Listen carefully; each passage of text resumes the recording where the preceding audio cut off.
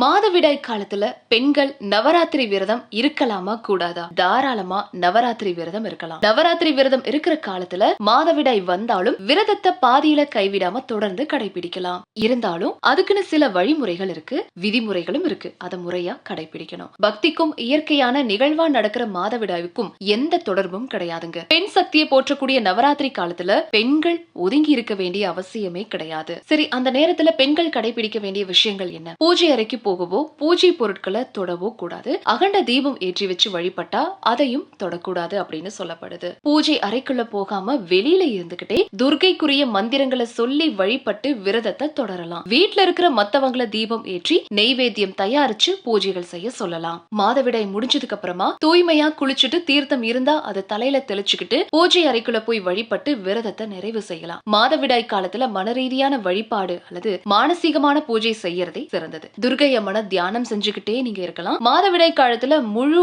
உபவாசமா விரதம் இருக்கிறத தவிர்த்து பால், பழங்கள், இளநீர் இது எல்லாத்தையுமே நம்ம சாப்பிட்டு விரதம் இருக்கலாம். மனம் தூய்மையா இருந்தா மட்டும் போதுங்க. மாதவிடாய் காலத்திலையும் துர்கா தேவிய மனசார நினைச்சு நவராத்திரி வழிபாட்டை விதிகளுக்குட்பட்டு செய்யலாம்.